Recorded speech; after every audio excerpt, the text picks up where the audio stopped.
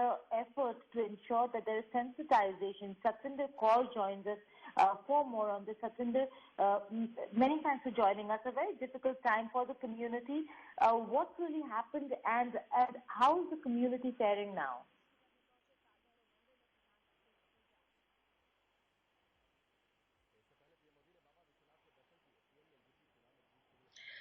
The community is shaken up right now. We are just talking to individuals, talking to police officials,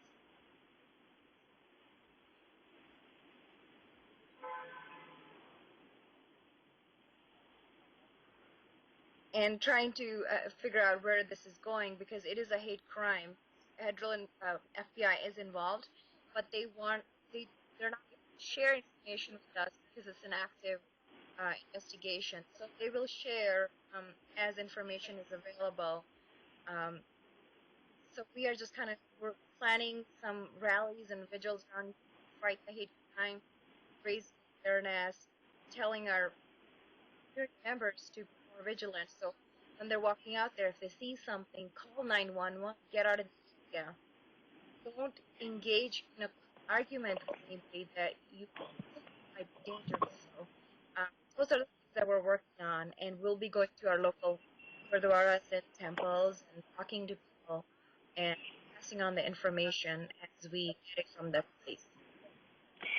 Right. Satwinder, you are part of Soch, that's a local community group. We see a lot of effort that the community puts in this, particularly the Sikh community in the United States of America.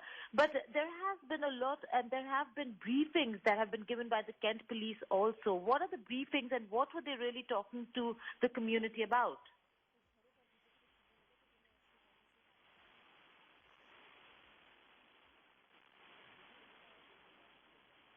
Well, the meeting we were at earlier this morning was planned like a month ago. This meeting was supposed to be a community engagement meeting, so it was to tell our police, bridge a gap between our police and our community members.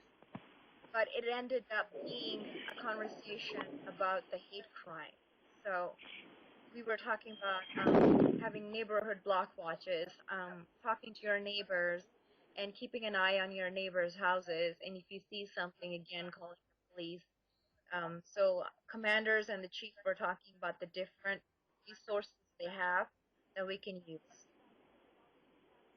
Right. Also, Satwinder, you have been in touch with the family and the victim. We do know that the victim wants to remain anonymous, but how shaken is he, and how shaken is the family?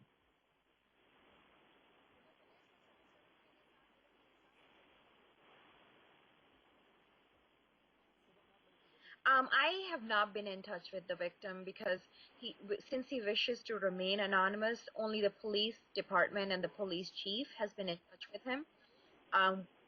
Through the police chief, we heard that he's shaken up, pretty, just emotionally, but he is doing okay. He was shot in the arm, so I mean, he lost his consciousness for a little bit, but he came back to it. He was taken to a hospital, and we believe he is back home. Right. Also, Satwinder, in terms of the entire investigations that are headed, they're headed very clearly towards this being a hate crime, given that FBI is also taking part and is playing a role in the investigations. What do you make of the kind of statements that you see of leaders in the United States of America having spoken in the manner in which they spoke? Do you think that could be one of the reasons that these people are gaining strength in coming out, picking up arms, and attacking people of various other races?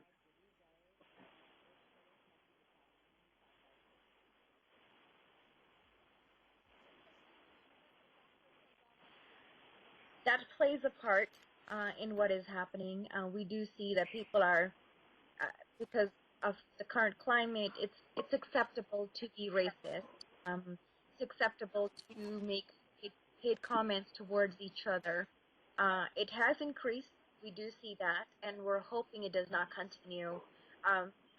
We're fortunate that we're in Washington State, which is one of the more liberal states in the U.S., and we don't see crimes like this happening, but since it happened in my city, it's unfortunate, and we are hoping uh, it doesn't continue. I know our police department in Kent is pretty amazing. They're very culturally competent and trained properly, so we're hoping we will get to the bottom of this along with the PI and be able to find the suspect. Right. Final question before I let you go. The fact that you're an active participant in your own community, how do you take these issues forward from here on? What is the approach that you and the organization SOCH is going to look at in ensuring there's sensitization, as also approaching the government seeking justice and seeking awareness for people of various races?